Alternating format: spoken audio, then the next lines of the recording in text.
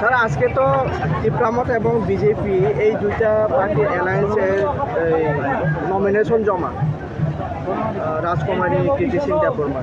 তো সেখানে প্রশ্ন হচ্ছে এই ত্রিপুরামত তো প্রথম দিক থেকে একটা আলাদা রাজ্যের দাবি করে এসেছিল তারা, আপনারা কি সেই দাবিটাকে সমর্থন করছেন? এখন সেই বিষয়ে আপনি কি বলতে চান? সবাইকে নমস্কার। আমরা সবাই জানি আজকে পূর্ব ত্রিপুরা লোকসভা আসনের মাননীয় প্রার্থী রাজ পরিবারের কন্যা কীর্তি সিং দেববর্মা মহোদয়া ওনার মনোনয়নপত্র জমা দেওয়ার দিন। আমরা এখানে শুধুমাত্র দুটি দল না, তিনটি দলের তরফ থেকে আমরা এখানে এসেছি। প্রথমত আইপিএফটি, ত্রিপুরামতা এবং বিজেপি, এই তিন দলের প্রার্থী হিসেবে আমরা ওনার মনোনয়নপত্র জমা দিতে এসেছি এবং সমস্ত পূর্ব ত্রিপুরার বিভিন্ন অংশ থেকে মানুষ এসছেন, জনগণ এসছেন। আমরা সবাই মিলে অতি এবং উৎসাহ, আনন্দ, উদ্দীপনার সাথে আমরা এটা করতে যাচ্ছি। আর যেটা আপনার প্রশ্ন যে আলাদা ল্যান্ডের কথা, আমরা অ্যালায়েন্স আমরা গণতান্ত্রিকভাবে অ্যালায়েন্স একটা এগ্রিমেন্ট হয়েছে, সেটা আপনারা সবাই দেখেছেন।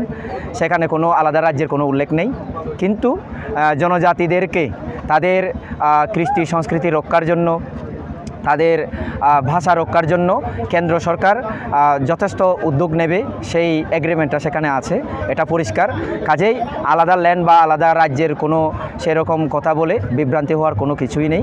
এখানে আমাদের বুবাগ্রা যিনি মাননীয় প্রদ্যুৎ কিশোর মানিক্য মহোদয়, ওনার সাথে আমাদের গত 2 দিন আগে একটা সমন্বয় বৈঠক হয়েছিল আগরতলাতে।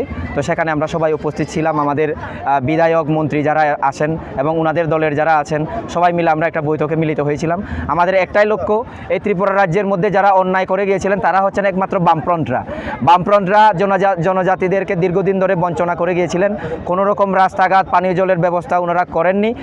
এখানে আমাদের মহারাজার, আমাদের মোদিজির একই বক্তব্য, মোদিজির একই উদ্দেশ্য, উনি সবকা সাথ সবকা বিকাশকে সামনে রেখে সকল অংশের জনগণদের জন্য বিকাশের কাজ করে যাচ্ছেন এবং সেই কাজটাকে সাপোর্ট করার জন্য আমাদের সাথে জুড়েছেন এবার আমাদের ত্রিপুরামতার সুপ্রিমো মাননীয় প্রদ্যুৎ কিশোর মানিক্য মহোদয়। এবং আমাদের একটাই আওয়াজ, এই ত্রিপুরা রাজ্যকে এক ত্রিপুরা শ্রেষ্ঠ ত্রিপুরা করতে হবে, এই ত্রিপুরা রাজ্যকে আরও সামনে এগিয়ে নিয়ে যেতে হবে।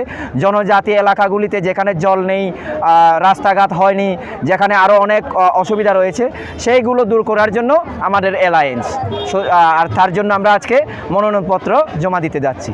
স্যার আপনার কি মনে হয় এই অ্যালায়েন্সের মাধ্যমে আমাদের পিছিয়ে পড়া জনজাতি যারা আছে তাদের আগামী দিনে কি উন্নতি হবে? অবশ্যই, আমি সেটা মনে প্রাণে বিশ্বাস করি এবং সারা রাজ্যের মানুষও বিশ্বাস করেন। আমরা জানি 2018 ইংরেজির আগে যখন ভারতীয় জনতা পার্টির সরকার গঠন হয়নি এই ত্রিপুরা রাজ্যের মধ্যে, তার আগে কিন্তু আমরা ভেতরে ভেতরে যে সমস্ত এলাকাগুলো এখন যেখানে আমরা 2018 পরে যেখানে জলের ব্যবস্থা করেছি, যেখানে রাস্তাঘাটের ব্যবস্থা আমরা দেখতে পাচ্ছি, এগুলো কিন্তু একদম অভাবনীয় ছিল, আমরা কল্পনাই করতে পারতাম না। অনেক ভিতরের এলাকা যেগুলো এদিসি এলাকা, যেগুলো জনজাতি এরিয়া, সেগুলোতে জলের ব্যবস্থা হবে, রাস্তাঘাটের ব্যবস্থা হবে।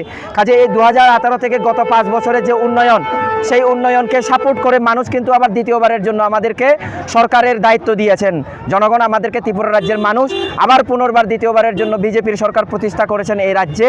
কাজেই এর থেকে প্রমাণিত হয় মানুষ, জনগণ মোদিজির উপরে আস্থা রেখেছেন, বিশ্বাস রেখেছেন এবং মোদিজির যে গ্যারান্টি, এই যে ডেভেলপমেন্টের যে গ্যারান্টি, মোদি কি গ্যারান্টি বলে আমরা বিকশিত ভারত সংকল্প যাত্রা নিয়েছি 2047 সাল অবধি। সেই 2047 সনের মধ্যে এই ভারতবর্ষকে একটা উন্নত রাষ্ট্রে পরিণত করা, তৃতীয় শক্তি বিশ্বের মধ্যে অর্থনৈতিকভাবে প্রতিষ্ঠিত করা, তার জন্য মোদির গ্যারান্টি। কাজে মোদি যেখানে আছেন সেখানে না মুমকিন ভি মুমকিন হ্যায়, যেখানে মোদি সব মুমকিন হ্যায়। তো সেই দিশাকে রেখে আমরা জানি এই ত্রিপুরা রাজ্যে শুধু আমি না, এখানে যারা রয়েছেন সবাই মোদিজির প্রতি আস্থা রেখেছেন, বিশ্বাস রেখেছেন এবং এইবারে নরেন্দ্র মোদিজিকে সবচেয়ে বেশি সংখ্যায় জিতিয়ে দেওয়ার মাধ্যমে আবার পুনর্বার তৃতীয়বারের জন্য নরেন্দ্র মোদিজিকে প্রধানমন্ত্রী করতে যাচ্ছেন আমাদের ভারতবর্ষের মানুষ। ধন্যবাদ।